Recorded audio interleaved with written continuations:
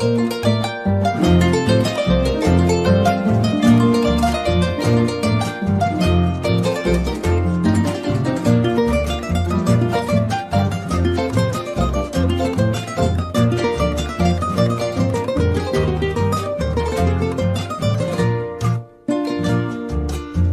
pakora pupe, drisei pola batetan. Oye wapaba y motupe, o mi hija o yayaipa. Tu vena kupujarero, tayahesa peyasu. Arape guara moguaisa o masai no inyasaindu. Arape guara moguaisa o masai no inyasaindu. She Paraguay da Sahara, de poni se ne mamove. She Paraguay de dejae, roja jubeca da coe. She Paraguay da Sahara, de poni se ne mamove. She Paraguay de dejae, roja jubeca da coe.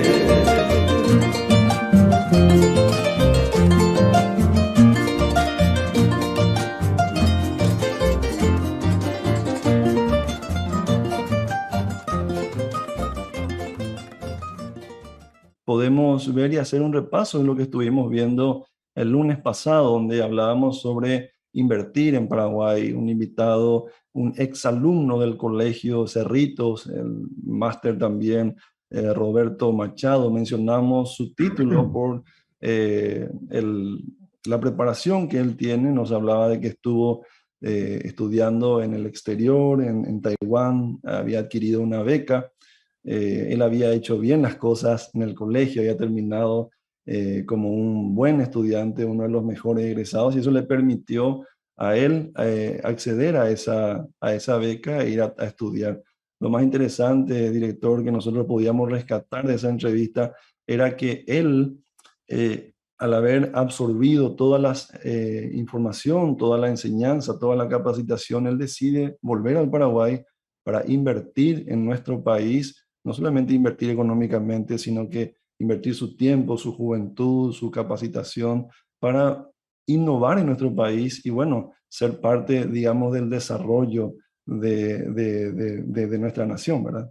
Sí, realmente cuando hablábamos de nuestro MBA, Roberto Machado, sí, es un exalumno excelente. Él fue medalla de oro de la promoción de su año y realmente sí destacado en todo, así que podemos resaltar eso y agradecer también a Dios por la vida de él, porque es un testimonio vivo de lo que puede hacer un joven dedicado, esforzado y con metas bien claras en lo que quiere lograr. Realmente, Pastor, coincido plenamente contigo. Y bueno, ayer teníamos, realmente ayer fue una excepción muy interesante, tuvimos un invitado sorpresa también allí Sí. con el doctor Mura. El doctor también, y digo eso con mucha humildad, pero con mucha felicidad también, ambos exalumnos llegaron a ser mis alumnos aquí dentro de la institución y es todo un privilegio haberlos tenido en las aulas. Y bueno, y escucharles a ellos ahora, hoy como profesionales, creo que es uno de los grandes, de las grandes alegrías que como docente uno tiene. Siempre decimos que el docente puede disfrutar de esa alegría de ver profesionales formados y haber pasado por aulas. Realmente, todo un privilegio. Así que, director, me están confirmando de que ya está solucionado el inconveniente que teníamos con el audio.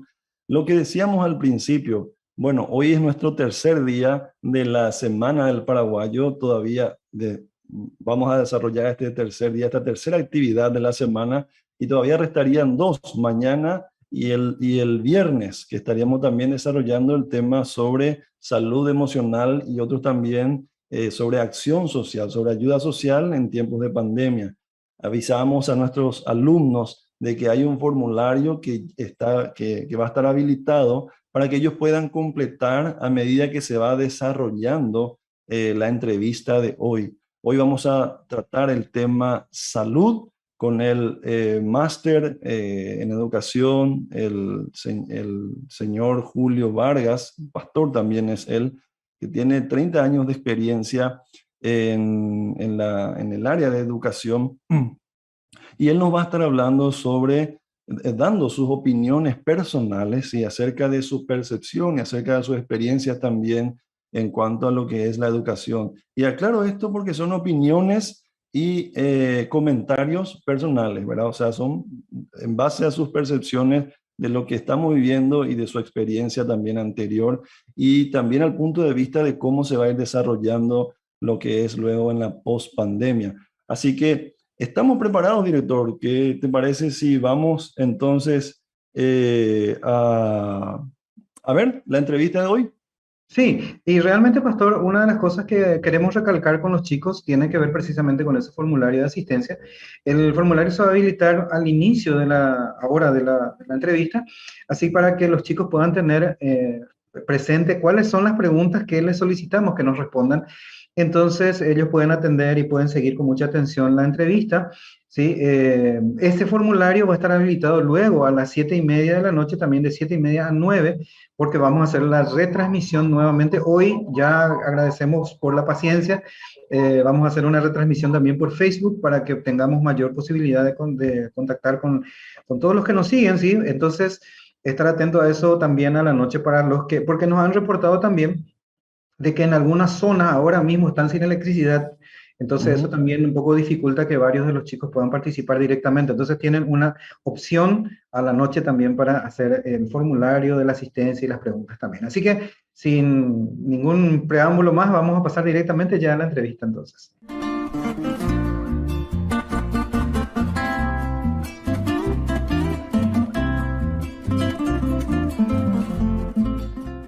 Buen día, estamos en nuestra semana del paraguayo y en este tiempo el paraguayo pandémico. Y sabemos que una de las áreas que fueron afectadas y que mayores desafíos tienen en cuanto a en el nivel país es el área de educación. Y por eso hoy comparte con nosotros el máster en educación por la Universidad Evangélica del Paraguay, el máster Julio Vargas. Él es director del Colegio Presbiteriano Renacer, él es decano de la Facultad de Teología, sede presbiteriana, con más de 30 años de experiencia en la educación y también tiene 25 años de servicio pastoral. Así que muy buen día. ¿Cómo está, Pastor Julio? Muy buenos días, Pastor Cristian. Un gusto también que podamos tener un tiempo así para compartir. Así que desde ya, muchísimas gracias por el tiempo que dedicas para esta entrevista y para compartir con los estudiantes y así también con toda la familia. Y tenemos una serie de preguntas que queremos hacerte en cuanto a la educación. Pero antes, contanos un poco sobre tu experiencia en educación.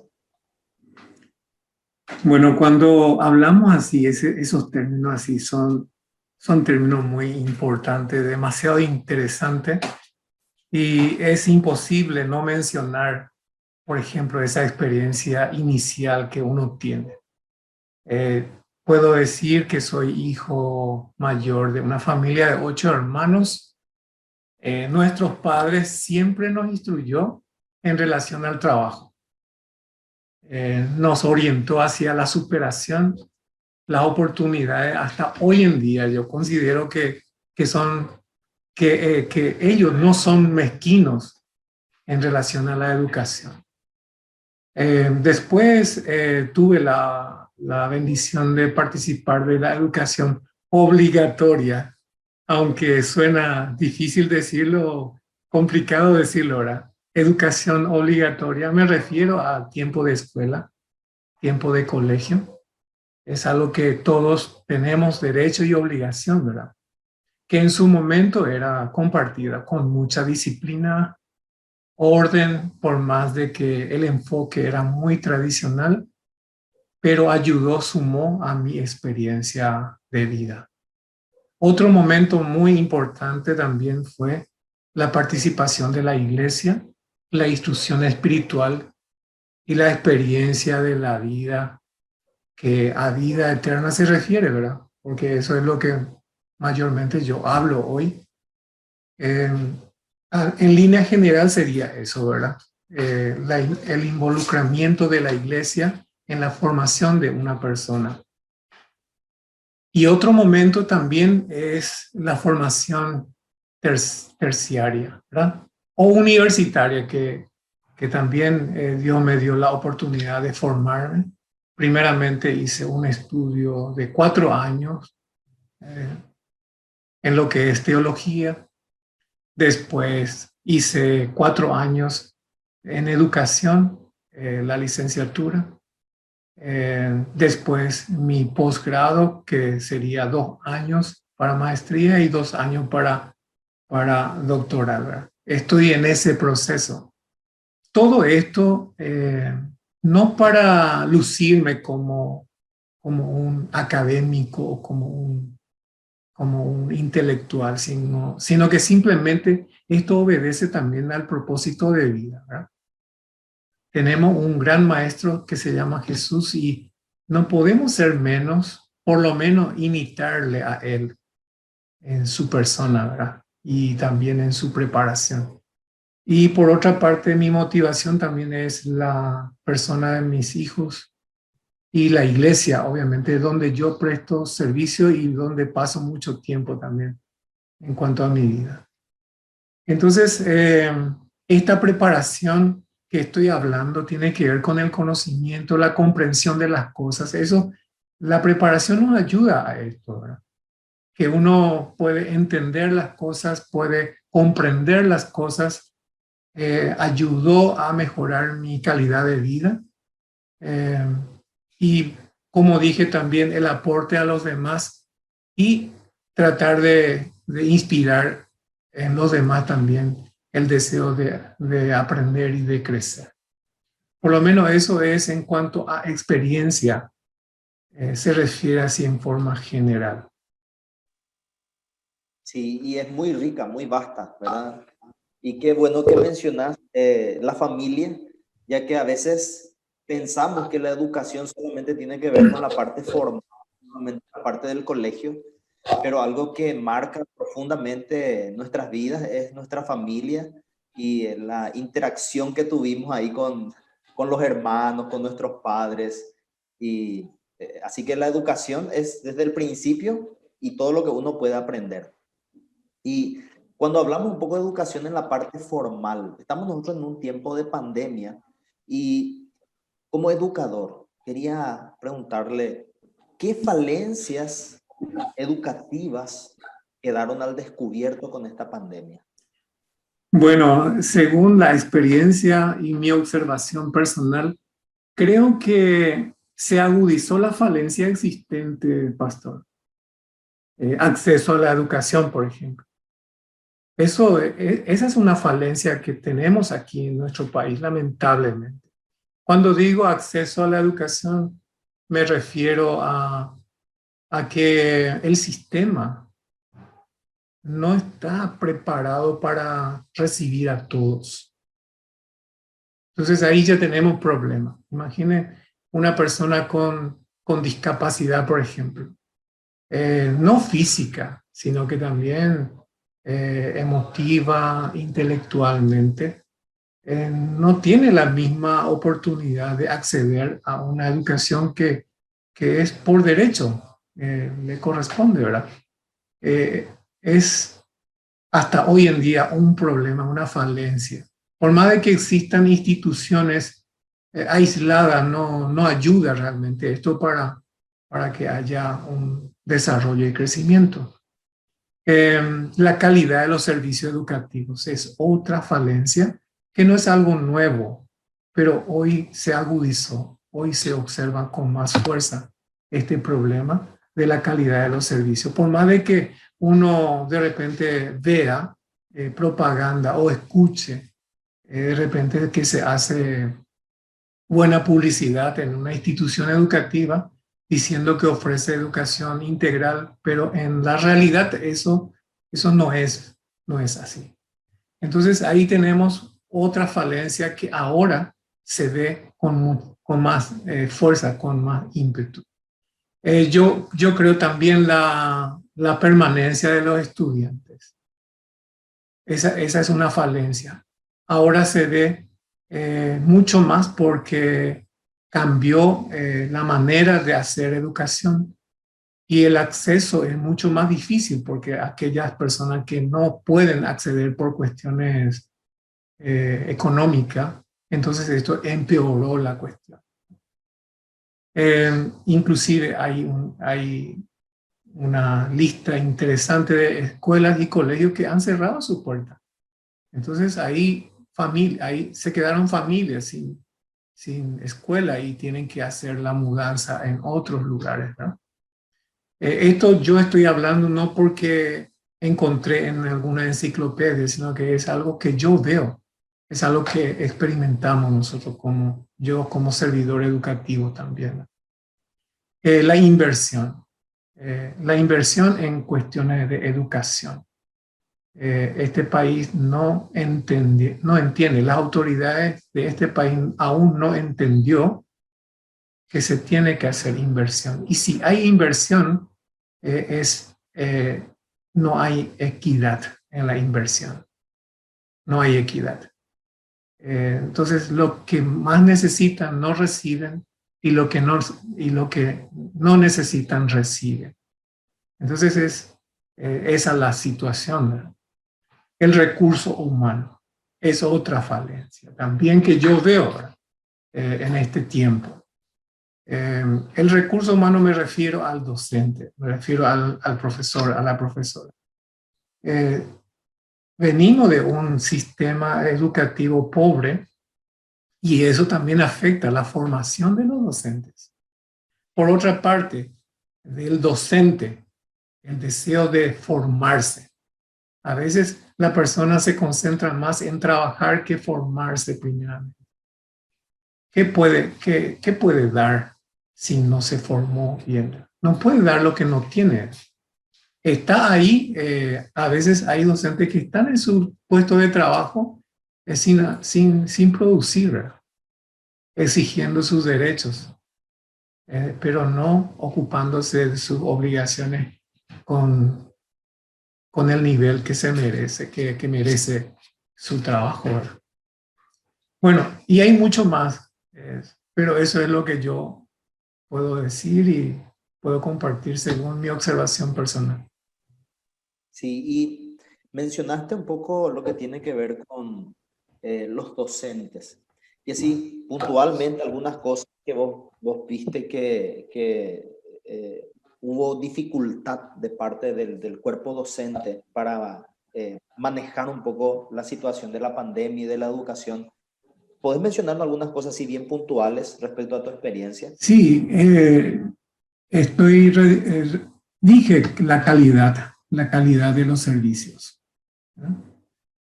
El docente tiene que tener la capacidad de planificar su clase según las necesidades. Y hoy en día hablamos de necesidades diferentes, que requiere planificación diferente. Y la mayoría de los docentes no están preparados para hacer eso. O simplemente no tiene, es como que no quiere.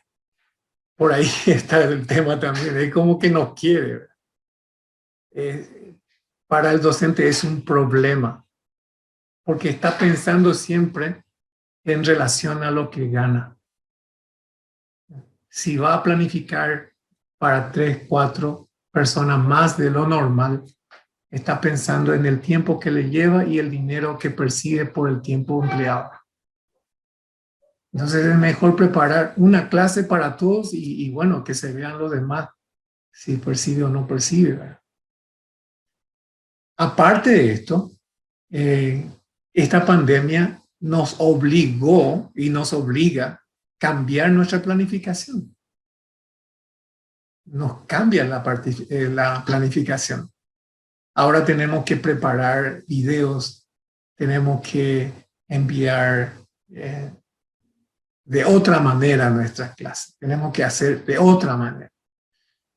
Y el docente no sabe usar su teléfono para ese fin. Siempre usó para enviar fotos, para enviar mensajes, para hablar simplemente, pero no como herramienta de enseñanza, que tiene un procedimiento. Cuando hablamos de enseñanza, para que se produzca la enseñanza realmente, el aprendizaje, para que se produzca el aprendizaje tiene que haber un procedimiento. Y ese procedimiento tiene que hacerse con recursos. Y hoy el docente tiene su teléfono como recurso y algunos pocos una computadora y no saben usar para ese fin. Y están aprendiendo. Y yo soy uno de ellos que también sigo aprendiendo. Son cosas puntuales que hace que el servicio educativo no sea bueno.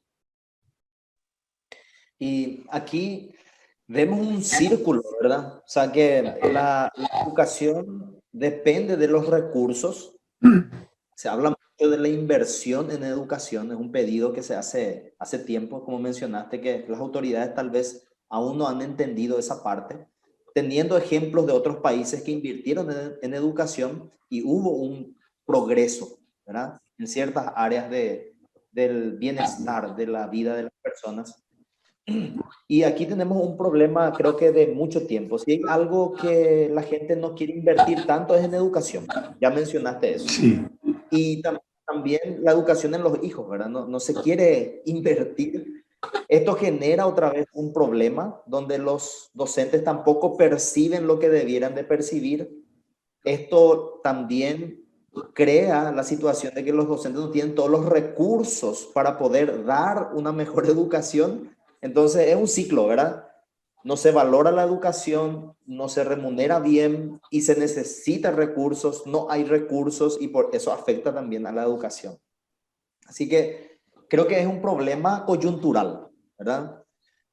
No solamente el problema es educación, sino de otros factores culturales y también de recursos, ¿verdad? Y en cuanto a la educación virtual, ¿verdad? Porque tuvimos que recurrir a eso. ¿Y cuál es tu apreciación en cuanto al aprovechamiento hoy de estas clases virtuales o híbridas que estamos teniendo? Sí, me pregunta cómo afecta la clase virtual o híbrida ante esta situación. Algo así es.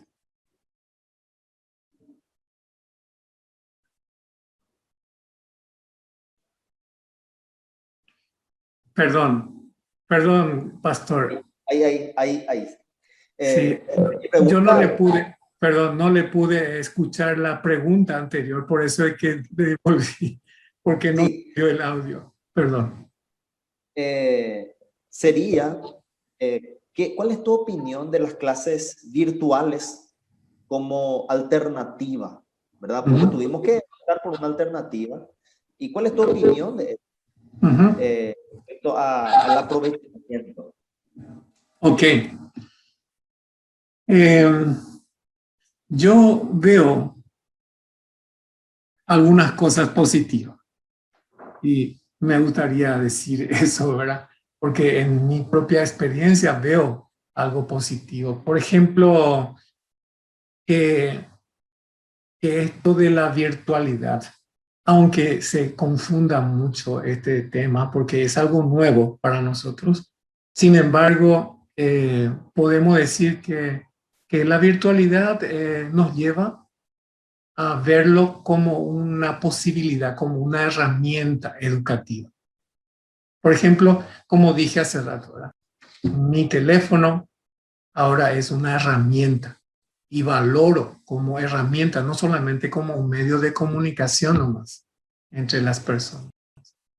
Para mí ya es una herramienta. Si pienso desde la perspectiva de un estudiante, no es solamente para estar en algún grupo, formar grupos, sino que ahora resulta que tiene que estudiar utilizando su teléfono. En algún momento nosotros los profesores les perseguíamos a los estudiantes por su teléfono. Hoy en día le dejamos que usen porque realmente es instrumento o herramienta de estudio. Los docentes aprenden en este tiempo.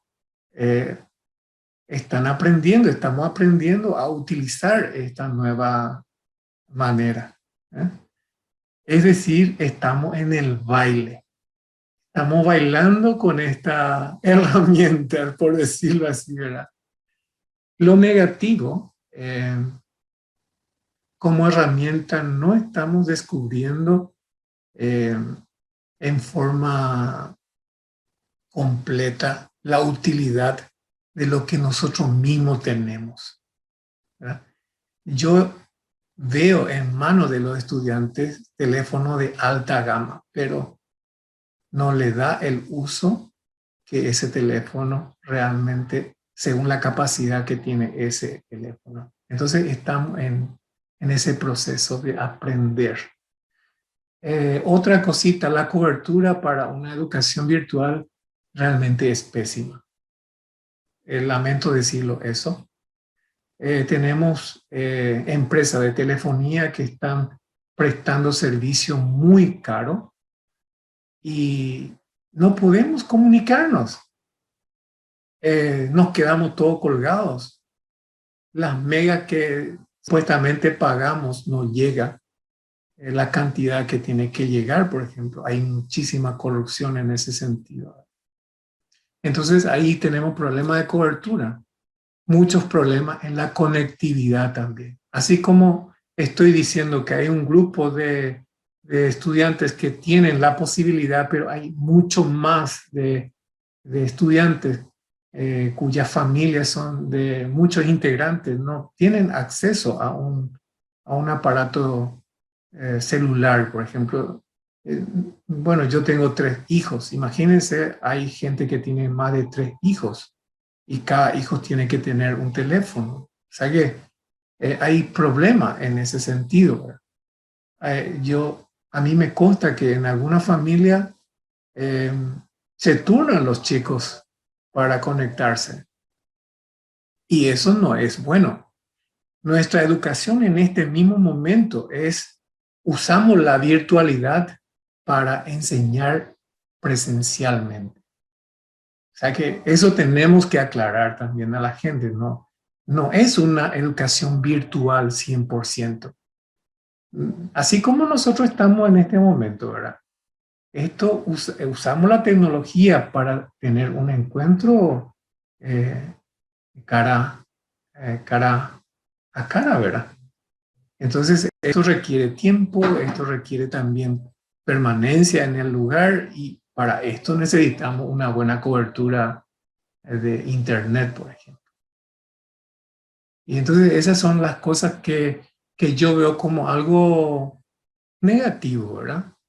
Sin embargo, no creo que la educación virtual sea la mejor opción para educar. Sirve, pero no es la mejor opción. Las personas necesitamos relacionarnos presencialmente.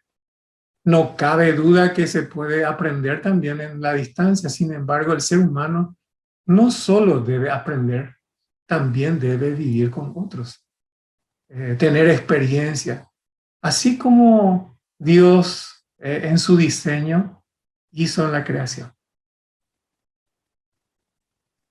Así que podemos ver entonces que la educación, por más que hayamos descubierto algún tipo de facilidad con lo virtual, porque podemos decir que hay algunas facilidades, nunca va a reemplazar la presencialidad.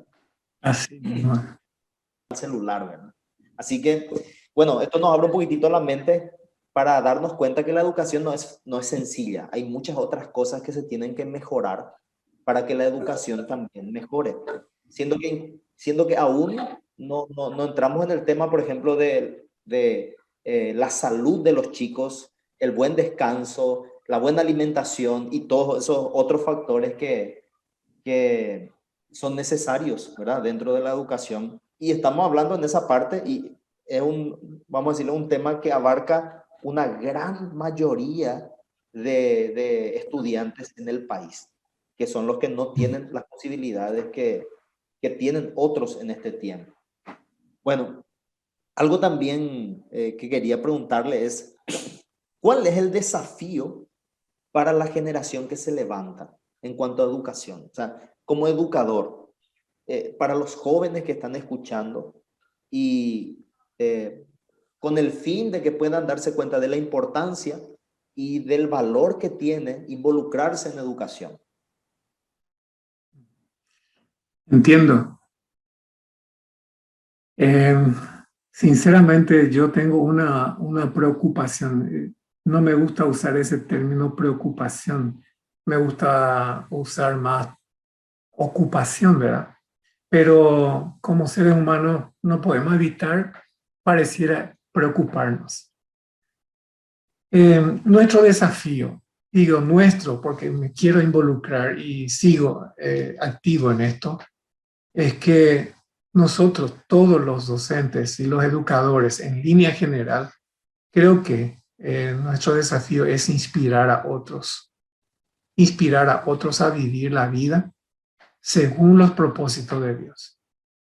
Ese es uno de nuestros primeros desafíos. Vivir la vida según los propósitos de Dios y que haya gente que sean inspirados en vivir la vida, la esperanza.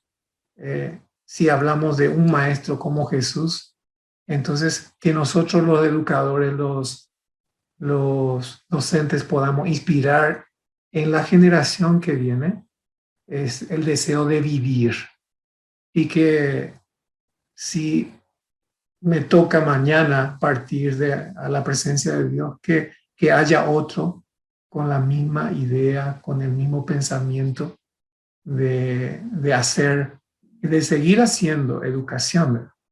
Eso significa de seguir enseñando, eso significa de seguir mostrando cómo es, porque en educación no es solamente enseñar, que otro aprenda, sino que inspirar a que otros vivan. Porque desde el momento que uno sabe, también el desafío es que eso que sabe sea parte de uno. Y cuando eso que sabe es parte de uno, eso es lo que se ve afuera.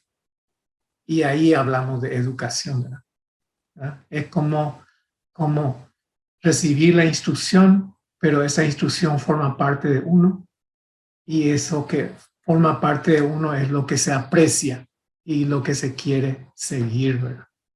Entonces eso para mí sería el desafío. Y hay mucha necesidad. Yo sé que hay jóvenes que están pensando, quieren ser algo en la vida, dice, ¿verdad? Quieren ser algo y para ayudar. Algunos quieren ser ingeniero para construir. Otros quieren ser veterinario para ayudar. Otros quieren ser médico para así, ¿verdad? Entonces, todos están pensando en ser alguien para algo, ¿verdad? Y hoy por hoy, nuestro país está carente de educadores. Carente de educadores que aprenden a vivir y inspiran a otros la vida. Y mencionaste una frase que anoté acá: lo que sabe sea parte de uno. Esto, por ejemplo, implica una internalización de los contenidos, es decir, lo que uno aprendió quedó en el corazón, por decir de alguna manera, y vive eso. Ahora, ahí tenemos nosotros la situación con muchos estudiantes en este tiempo donde solamente saben para el examen y no para que forme parte de su vida, ¿verdad? Así que qué importante es que los jóvenes entiendan que toda la educación que ellos reciben, primero, es un gran privilegio, porque hay otros que no están recibiendo esa educación. Y segundo, que si ellos saben aprovechar, esto puede servirles para su vida, ¿verdad? Para vivir eso. Y creo que es algo en lo cual los educadores tenemos que insistir una y otra vez. No es que la escuela no te sirve, no es que el colegio no te sirve, no es que la facultad no te sirve, sino que uno tiene que capacitarse. Entonces, hay una corriente de pensamiento que creo que por algunas excepciones, porque algunas excepciones de la vida no estudiaron para poder progresar en la vida, y algunos quieren tomar esas excepciones para hacer una regla para su vida. Entonces, ¿qué vos opinás de la corriente de pensamiento de que no es necesario estudiar en la vida para poder progresar? ¿Qué podés decirnos de eso, pastor? Y antes que nada, decir que es una gran mentira, ¿no? Es una gran, mega, archi, mega mentira. Discúlpame que diga de esa forma, ¿verdad? Pero quiero enfatizar que es una mentira y se instaló eso como una verdad. Se instaló eso como una verdad. Yo estoy convencido de que el conocimiento es vida. Sin conocimiento no tenemos esperanza de una mejor calidad de vida. Clarísimo. Por la falta de conocimiento reina la corrupción, el pecado, etcétera, etcétera. Una persona que no estudia se está corrompiendo. Está corrompiendo su alma, su pensamiento, su todo. Se está cortando la posibilidad, la oportunidad de crecer. Puede vivir, pero sin conocimiento le aseguro que va a vivir mal. Va a vivir mal. Así es que no manomo aingo lleva la doy coajawe, pero hoy coasuda. Así como dice nuestro ñenga, ¿verdad? Lata, donde yucay, pero donde huele coasu. Así mío. Y algunas palabras, últimas palabras que quieras dejar como un mensaje tanto para los estudiantes y también para los padres que de seguro van a estar siguiendo también nuestra entrevista. Sí. Para los padres, como padre yo puedo decir que la mejor forma de educar realmente es mostrando el ejemplo que uno sabe. Con el ejemplo mostramos lo que sabemos realmente. Con el ejemplo nosotros inspiramos a nuestros hijos a seguir nuestros pasos. Entonces un papá educado es un papá que sabe. Y un papá que sabe es un papá que vive. Porque en su vida tiene que reflejar lo que sabe. Eso es lo que queda, eso es lo que esas cosas son lo que los hijos ven, ¿verdad? Y eso es lo que quieren ser, lo que ven en sus padres, lo que le inspiró de sus padres, eso es lo que quieren ser, lo que quieren dejar para su vida. Para los docentes, no solamente basta enseñar, sino que mostrar el ejemplo, inspirar. Un docente preparado es porque su motivo realmente, el motivo de ese docente es correcto. Si el motivo de ese docente es incorrecto, entonces eso afecta directamente en su preparación y en la forma que desarrolla su enseñanza. Si el docente tiene buen motivo, conoce el propósito de Dios en cuanto a lo que es la vida, entonces también eso va a influenciar en su preparación, en su servicio también. Y para los estudiantes, mis queridos estudiantes, ese es un término que yo uso siempre, ¿verdad? Mis estimados y queridos estudiantes, el mejor camino para crecer es a través de la educación. El conocimiento, como dije, es vida. El conocimiento nos lleva a la esperanza. No un conocimiento, no un mero conocimiento, sino que un conocimiento que pueda ser parte de uno mismo. Y el mejor conocimiento que uno puede tener es conocer al creador de la vida, al creador, el dueño del conocimiento que es Jesucristo, ¿verdad?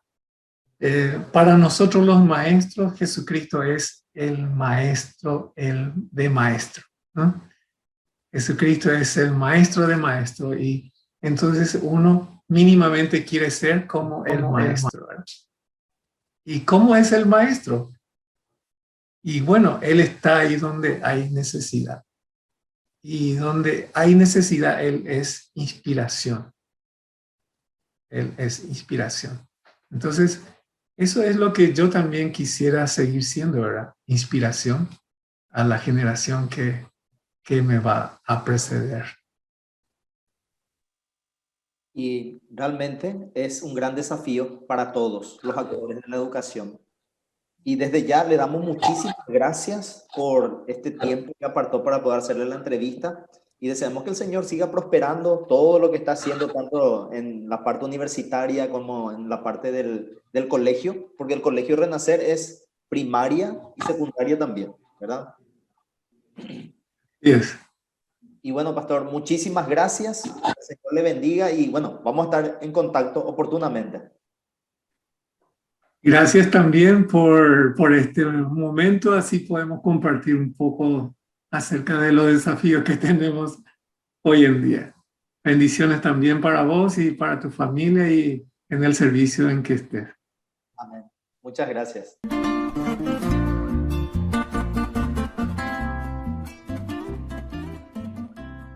Qué interesante la entrevista que acabamos de compartir del máster Julio Vargas, una persona muy preparada y que estuvo hablándonos de varios detalles, varias aristas en cuanto a lo que es la educación en nuestro país, ¿verdad? Que yo antes de entrar en ampliar, digamos, varios puntos, yo quisiera decirle a nuestros estudiantes que ya está habilitado, de hecho ya hace unos minutos, hace bastantes minutos antes, pero quiero recordarles que está habilitado el formulario para que ustedes puedan, por favor, completar eso y tener los puntos de esta actividad, ¿sí? Recuerdo de que toda la semana vamos a estar con esta actividad de entrevistas y también de formulario, así que tengan en cuenta eso. Bueno, entrando a la entrevista, al tema de hoy, que es educación, el máster nos estuvo hablando, mencionamos su título porque, bueno, es importante para nosotros que nos desempeñamos en un área académica, ¿verdad? Bueno, él nos comentaba sobre el trasfondo personal de su vida, cómo sus padres inspiraron a una vida de estudio también en su juventud, los estudios que hizo, y cómo él encuentra, digamos, como un motor para seguir capacitándose y seguir estudiando, seguir creciendo académicamente en su familia y sus hijos, o sea, formando un estilo de vida de estudio. Ahora, director Rodrigo, quisiera que entremos un poquito en el punto de que él habla de las falencias, ¿sí? En el sistema educativo que fueron manifiestos en esta pandemia principalmente. Él habla que se agudizó y se arrastró aquellas falencias que ya se traían de años anteriores, ¿verdad? Y de que el sistema no estaba preparado. Pero él habla puntualmente de la inversión. A mí me dio la impresión de que él se refería a la inversión y hablaba de una manera generalizada en cuanto a la educación pública, ¿verdad? Él hablaba de que no hay una inversión en la educación y si hay, no tiene una distribución equitativa, pero entendemos de que este punto tiene varias aristas que nosotros debemos tener en cuenta para dar una opinión, director Rodrigo. Sí, pastor, la verdad que es un tema que da para mucho. Y como decías, tiene varias perspectivas por las que podemos enfocarnos a este punto en particular. El tema de la inversión, coincido plenamente con nuestro invitado respecto a que la pandemia dejó en evidencia la falta de inversión a nivel país, digamos, ¿sí? Ahora, es importante resaltar que cuando hablamos de un tema de inversiones, creo que tiene que ver un poco con la perspectiva de cada uno de los actores educativos, ¿sí? Dejando todavía de lado al gobierno, al encargado de hacer esta inversión. Y si podemos nosotros citar la idea de inversión educativa desde el punto de vista de un padre, obviamente va a ser seguramente mejores aulas, mejores instalaciones, mejor acceso, más aire acondicionado, un montón de cosas que podría como padre esperar para la comodidad de mis hijos en las aulas, ¿sí? Por otro lado, si hablamos del punto de vista de un estudiante, capaz que la perspectiva de la inversión toma otro color, porque quizás un estudiante diría, bueno, ¿sabe? Oh, el gobierno nos va a entregar computadoras para poder desarrollar nuestras clases, nos va a dar internet libre. También podríamos decir que desde el punto de vista docente, si hablamos de una mayor inversión educativa, quizás en la mente de un docente lo primero que va a saltar va a ser la idea, un mejor sueldo, una mejor inversión en los docentes en sueldo.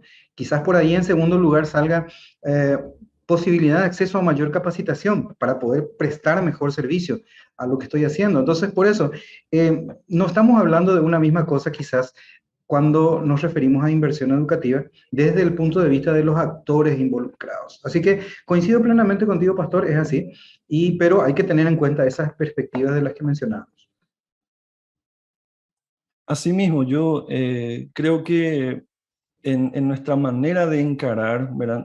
Bueno, no estamos diciendo de que como institución somos superiores, pero sí hay un contexto que nosotros debemos tener en cuenta también, de que como institución, en el momento en que se empieza a gestar la pandemia, vemos de que empezamos nosotros a hacer esta inversión. Es como que ya comenzamos a anticipar aquellos inconvenientes que podrían surgir cuando la educación virtual empezaba a tener mayor relevancia en el día a día, ¿verdad? En la aplicación. Entonces, teniendo en cuenta un poquito el contexto como institución y de nuestros alumnos, vemos de que pudimos, digamos, o contrarrestar los efectos de la educación, o sea, de la pandemia aplicado a la educación, director. Sí, la verdad que fue un desafío grande y siempre que nos da la oportunidad mencionamos eso. Como el tema anterior de la inversión también tiene diferentes perspectivas muy subjetivas relacionadas con la realidad institucional. ¿Sí? Ahora sí es cierto que como institución tenemos la gratitud al Señor por habernos acompañado en todo este proceso y también mencionar de que el Colegio Cerritos como institución, yo soy director, uno de los directores de la institución, no puedo dejar de mencionar eso, el colegio ya venía trabajando con plataformas virtuales por lo menos sin faltar a la verdad, por lo menos en algunas áreas ya por lo menos 2 años antes de la pandemia. Y no es porque, no es como alguien me dijo por ahí, ustedes eran profetas más o menos y se adelantan. No, no, no. Sencillamente de que la institución siempre tendió a una innovación tecnológica dentro desde el punto de vista educativo. Ahora, hay que decir algo. Cuando se mencionó el tema de la calidad educativa y de las clases virtuales, qué tan positivas son. Recordemos que al inicio de la pandemia había una fuerte presión y corría a nivel de las redes sociales, a nivel de estudiantes, dejemos nomás esto y esperemos para el año que viene nada más, cerremos el colegio, la educación de este año así, ¿se acuerdan? Eso era uno de los mensajes que se transmitían a través de las redes sociales. Pero ese mensaje tenía tan poca lógica como decir, por ejemplo, hay niños que en el África no tienen para comer, dejemos de comer también nosotros, ¿no? O sea, está bien, el país tiene zonas que están carenciadas y a las que no se acceden con la tecnología, con internet, con toda esa posibilidad, pero ¿por qué no hacerlo? Y de hecho estamos ya a 1 año y medio más de pandemia y seguimos trabajando buscando esa calidad educativa de la que hablábamos. O sea que totalmente de acuerdo, Pastor, la inversión viene muy de la mano con esto que hablamos, porque la educación tiene que tender a la innovación. ¿Sí? Hay una estadística, un estudio, no tengo a mano ahora mismo, pero podemos después compartir con los padres y con los estudiantes, donde se calcula estadísticamente de que las profesoras, las maestras de nivel inicial hoy, están enseñando y están preparando a sus chicos, y escuchen esto, están preparando a sus chicos, porque 75% de sus alumnos que están en nivel inicial hoy van a jubilarse cuando les llegue la edad de jubilación allá por los 60 años, en profesiones que aún no existen. ¿Sí? Y todas están relacionadas con el ambiente de tecnología. ¿Sí? Profesiones que hoy no existen y en las que ellos se van a jubilar cuando les toque el momento. Entonces, el docente hoy tiene que proyectarse hacia la innovación. Y eso es lo que buscamos. Eso es lo que trabajamos. Entonces, por eso decía, de acuerdo al contexto educativo, a la zona quizás del país a la que nos referimos, podemos coincidir y también poner seguramente algún punto contrario a esto, porque la educación virtual es una, y si podemos decir así, es una evolución natural de la educación a distancia, pastor, ¿sí? Y Sí, si sí. vamos a referirnos a tiempos bíblicos, inclusive, muchas iglesias recibieron educación a distancia en su momento, recibieron cartas de apóstoles que nunca los visitaron, por lo menos hasta ese momento, ¿sí? Así Y mismo. ellos aprendían a distancia, ¿sí? De la vida cristiana. Y hoy nosotros, si podemos extrapolar un poquito más todavía, no solamente a través de la distancia, sino a través del tiempo, inclusive, seguimos aprendiendo de sus Sí, escritos.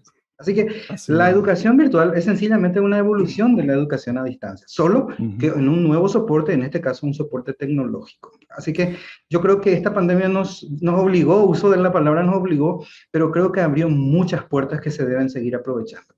Sí, sí, sí. Viendo desde un punto de vista muy positivo o más optimista, digamos, nosotros debemos ver de que realmente esta situación nos ayudó a nosotros a despertarnos hacia una realidad que se venía ya imponiendo, porque la educación virtual ya existía. O sea, a diferencia de algunos comentarios de otros, digamos, colegas docentes que dicen, esto es nuevo para nosotros, dice, pero en realidad no es nuevo, es algo que era necesario que nosotros empecemos a desarrollar y por sobre todo a aplicar, y creo que aún más todavía a actualizarnos como docentes, ¿verdad? Y también los alumnos, o sea que vemos de que esto al final se cumple lo que dice la palabra del Señor, de que todo ayuda para bien para los que aman al Señor, ¿verdad, director? Asimismo, realmente es una, como dijiste, pastor, es una realidad que fue ganando espacio, nada más en este tiempo de pandemia. Pero Ujú. existía. De hecho, Claro. sabemos que había posgrados internacionales y demás que esas siempre se desarrollaron en el formato virtual. Así que sí, lo único que nos obligó en esta pandemia es bajarlo a nivel medio y al primero, segundo ciclo, inclusive educación inicial. Así que Ujú. realmente eso es así. Y bueno, Director, pastor, mencionando lo que dejamos un poco en el tintero, lo de la calidad educativa también, sí. eso fue uno de los primeros reclamos, ¿sí? Las primeras objeciones cuando se empezó a implementar o hablar por lo menos en sus inicios de la educación virtual como solución, como alternativa para enfocar la educación en esta pandemia. Y bueno, yo me quedo con el pensamiento siguiente, muchos de aquellos que reclamaban la calidad educativa no podían, siendo muy honestos, definir puntualmente a qué se referían cuando hablaban de calidad educativa. ¿Qué es la calidad educativa? Es un tiempo de mayor tecnología solamente, es solamente contacto docente. Yo creo que alguien me mencionó por ahí una de las cosas, la educación virtual tiene inclusive ventajas sobre la educación presencial, y me van a decir por qué, muchos de ellos, muchos de los que escuchan hoy, pero si vos no te vas a una clase presencial y ya perdiste la clase. Hoy por la Ujú, educación virtual y las plataformas virtuales nos permiten tener clases totalmente grabadas, a las que ujú. el estudiante puede volver a recurrir. Tenemos hoy, y eso voy a mencionar con el permiso del director Marcial que me debe estar escuchando, tenemos un alumno hoy mismo a través de la plataforma virtual que está dando clases y estuvo exponiendo en la Feria de las Naciones de la Primaria desde Rusia directamente. Tenemos Ujú, una maestra que está dando su clase a nuestros chicos que están en sus casas o a los que están presencialmente dentro de la institución, está desarrollando su clase desde Sudáfrica directamente. O ujú. sea, esas son posibilidades que antes no existían. Sí, Hoy por sí. hoy, como esta oportunidad también que dedicamos a la Semana del Paraguayo, tenemos invitados de todas partes del mundo y los vamos a seguir recibiendo gracias a esta virtualidad. Ujú. Entonces, por eso, estamos totalmente de acuerdo con los obstáculos que se Sí, sí, presentaron, pero también hay que resaltar todas estas virtudes que existen. por supuesto. Y también resaltar de que antes de la pandemia, mucho antes, se hablaba mucho de la inclusividad en cuanto a la educación, ¿verdad? Bueno, inclusividad en todo sentido, pero también estos factores que estás mencionando, director, de distancia o algunos, ¿verdad? Que de repente por falta de tiempo, en el sentido de que, bueno, se le acabó el saldo, por ejemplo, nuestro entrevistado comentaba eso, ¿verdad? De que, del acceso a la educación, ¿verdad? Algunos, por ejemplo, estuvieron enfermos, se perdieron de esa clase virtual ahí en vivo, clase, ¿verdad? Y eso hace que la educación llegue inclusive y permanezca, porque no se limita a una explicación en clase, sino que también podemos tener el video ahí grabado y las ayudamos ver y rever y hacer las tareas, etcétera. O sea que dentro de todo punto de vista también se volvió más inclusivo, pero más inclusiva la educación con la virtualidad, ¿verdad? Y es importante lo que mencionas, Pastor, porque una de las cuestiones que también hemos recibido, gracias a toda esta experiencia de este 1 año y medio y un poquito más de pandemia, eh, comento, ¿sí? El caso de chicos que necesitaban estar en un aula con una cantidad mínima de compañeros para poder aprovechar mejor eso en presencialidad, ¿sí? Ujú. Y hoy por hoy, la realidad es que un chico que se conecta a una clase virtual está en primera fila siempre. No existe más el grupito del fondo. Todos Sí. somos protagonistas en primera fila de lo que está desarrollando el profesor, lo que está desarrollando en la pizarra, ¿sí? Entonces, Ujú. son cosas muy importantes que gracias al tiempo que hemos tenido como de pandemia y de todos estos desafíos, podemos lograr decir que realmente este es un tiempo muy enriquecedor y que a pesar de que vuelva la presencialidad en algún momento, porque estamos viendo un importante movimiento con las vacunaciones y demás, que estamos súper de acuerdo a que eso avance mucho, esta es una parte de la educación que no debiéramos de perder, que no debiéramos dejar atrás. Entonces, sí, Ujú. es así. Y bueno, mencionaba también nuestro invitado en algún momento sobre el tema del no aprovechamiento, digamos, total de lo que son las clases virtuales. Y yo creo personalmente, Pastor, si me permitís, esta es una opinión muy personal, asumo la Sí. responsabilidad de lo que voy a decir.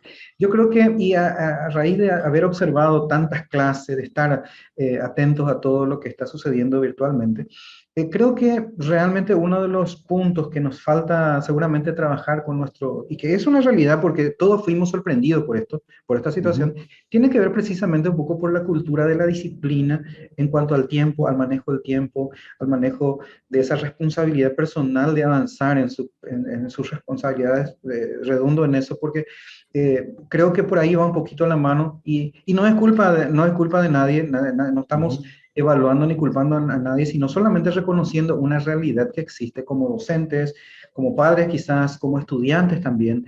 Ujú. Mucho de lo que nos obligó y nos permitió esta pandemia tiene que ver un poco con eso, el tema de reorganizar nuestro tiempo. Creo que los docentes pasamos mucho por eso.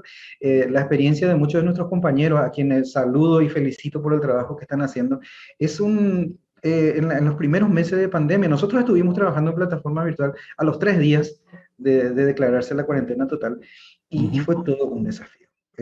Quiero dejar en alto eso, ver a compañeros que hicieron un esfuerzo, la milla extra, trabajando a un 120% en esas primeras semanas, que quizás del otro lado de las cámaras no se veía, ¿sí? Ujú. Pero era realmente un desafío grande y bueno, elogio el trabajo y el esfuerzo de cada uno de ellos, porque realmente sin ellos hubiera sido prácticamente imposible todo esto, Ujú. porque podés tener montado toda la parte técnica, pero los profes y esa interacción que se da es demasiado valiosa. Así es, Sí, Pastor.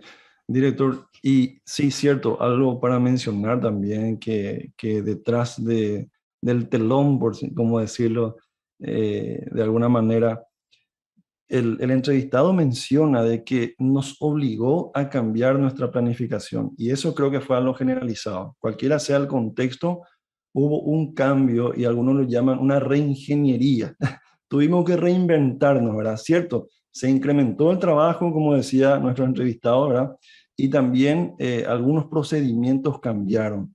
Habló él también sobre que los profesores tuvieron que actualizarse y tuvieron que hacer una inversión. Esta inversión no solamente viene de los padres ni del colegio en cuanto a inversión tecnológico, sino también a los docentes. Recuerdo que la experiencia del año pasado, inclusive este año, de parte de la administración, con intención de cortar esa brecha que había entre, por ejemplo, costos de equipos como computadoras, como dispositivos, estuvieron facilitando a los docentes también, inclusive en cuotas, ¿verdad? Algunos equipos como para que este efecto, y en realidad fue un golpe, porque nos golpeamos contra una pared cuando nos encontramos con esta pandemia en todo ámbito de la vida, ¿verdad? Para que este golpe sea mucho menor y sea absorbido de una manera que no dejemos de esa dinámica de seguir creciendo en cuanto al servicio que hacíamos, ¿verdad?, a nuestros alumnos. Entonces yo creo que hay contextos y contextos. El nuestro, gracias a Dios decimos eso, el golpe o el cambio se sintió un poco menos porque tuvimos un equipo también preparado en el cual estuvimos trabajando todos juntos, director, y yo también quiero reconocer a los docentes, quiero reconocer a los directores, a los coordinadores y también a la parte administrativa que juntos estuvimos, ¿verdad?, sacando adelante este arca, porque le llamamos el arca a nuestro colegio, ¿verdad? Entonces, director, para ir cerrando un poquito, mencionaste de que la post-pandemia, cuando volvamos a las clases presenciales, nos damos cuenta de que en todo este tiempo hemos desarrollado un sistema muy bueno. O sea, tenemos hoy en nuestras manos una herramienta muy interesante y muy bueno que es la virtualidad, que son el contacto con el alumno a través de las cámaras, a través de la virtualidad, ¿verdad? Según tu punto de vista y viendo ya para adelante, director, una vez vuelto a las clases presenciales, ¿se mantendría lo virtual?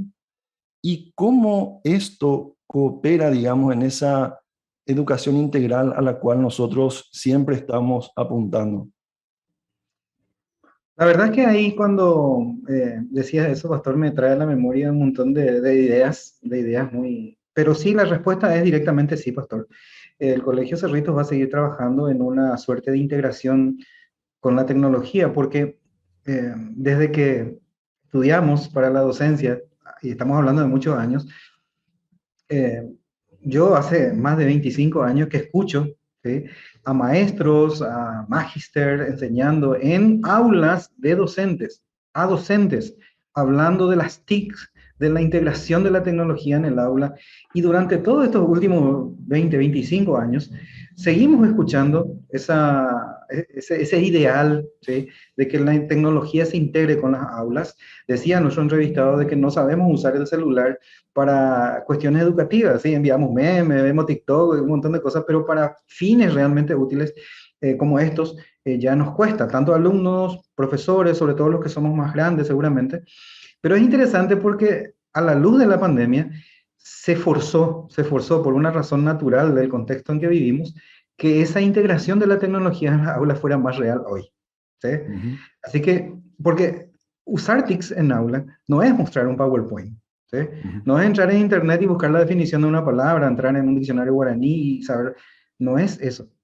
De hecho, uno de los grandes errores que cuando empezó la pandemia, que cometimos todos en mayor o menor medida en algún momento, estoy hablando a nivel de instituciones educativas, fue precisamente tratar de calcar el aula clásica al formato virtual. Y eso no es posible. Decía nuestro invitado cuando mencionaba sobre la planificación. La planificación es una cuestión totalmente nueva, ¿sí?, para el ambiente virtual. Y eso es muy interesante porque hoy por hoy, y así como vos decís, post pandemia, nos estamos proyectando ya de hecho institucionalmente a ver esa integración en forma sostenida después de la pandemia. O sea, esa integración tecnología-aula no deberíamos perderla y vamos a seguir trabajando en pos de ese objetivo. Excelente. Entonces, para los estudiantes y los padres que nos están escuchando, tienen que ir viendo y entender de que la inversión que hicieron en todo este tiempo va a tener todavía una duración y bueno, como se dice vulgarmente, vamos a sacarle el jugo a todo lo que no fue una inversión a corto plazo, sino que más bien a largo plazo, y siempre apuntando hacia esa excelencia en educación a la cual nosotros estamos caminando y encaminados, ¿verdad? Entonces es muy importante, director, los datos que nos estás dando, porque esto nos ayuda también a proyectarnos. Podemos decir de que el alumno o el estudiante paraguayo en post-pandemia no puede volver a lo rudimentario. Por supuesto, algunas cosas como base van a quedar, pero debe ir actualizándose en cuanto al uso de las tecnologías, porque eso es lo que les va a permitir a ellos no solamente llegar al éxito, sino también mantenerse en ese éxito y ser justamente relevantes e influyentes en el lugar donde estén. Y hay que ver una cuestión muy positiva de esto que estás mencionando, Pastor, porque podemos decir que nuestros estudiantes hoy, a raíz de lo que están viviendo educativamente hablando, van a estar muy preparados para el contexto tecnológico post pandemia, ¿sí? Cualquiera de ellos va a poder participar sin ningún problema. Y estoy hablando también a nivel personal, porque ya se han metido en el ritmo, en la disciplina de un contexto virtual. Podemos soñar con ellos, ver un alto porcentaje de nuestros estudiantes estudiando en universidades del exterior a través de la virtualidad.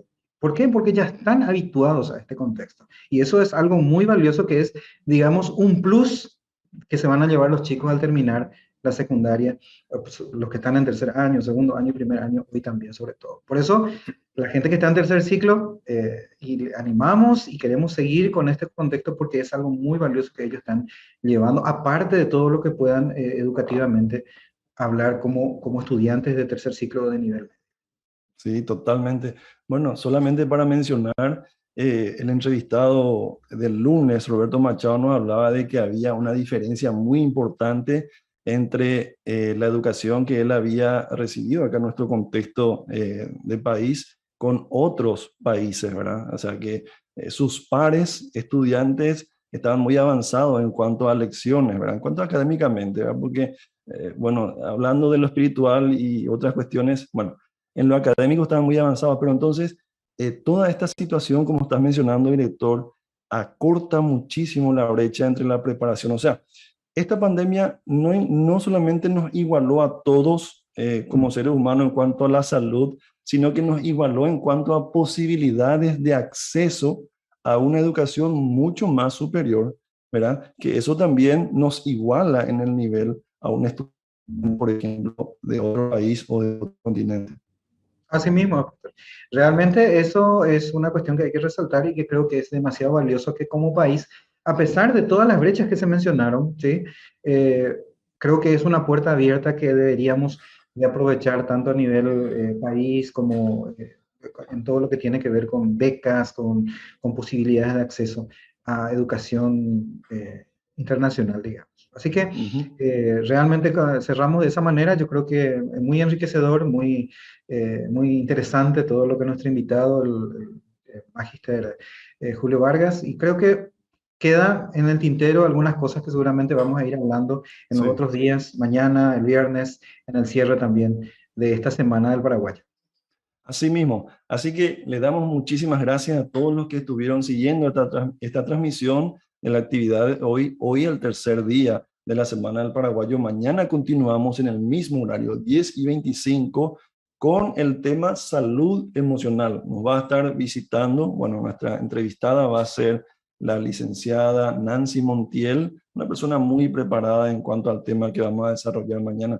Así que le invitamos a todos nuestros estudiantes. Inviten también a sus padres, a aquellos que están vinculados a lo que es también la educación de parte de ustedes, ¿verdad? Ahí en la casa va a dar tips muy importantes en cuanto a lo que es el cuidado de la salud emocional, que es muy importante en este tiempo en el cual nosotros estamos muy metidos, digamos, enfrente a una computadora estudiando, y bueno, qué cosas hay que tener en cuenta en esta pandemia. Así que le damos gracias al Señor por este tiempo que hemos pasado, que fue muy productivo y por esta semana que estamos compartiendo cosas tan interesantes. Director, de mi parte, muchísimas gracias. Gracias por acompañarnos, gracias por tus comentarios, gracias por ese punto de vista tan importante que nos compartís y que en realidad nos ayuda muchísimo a nosotros a proyectarnos como dice esta Semana del Paraguayo, el paraguayo en la post-pandemia.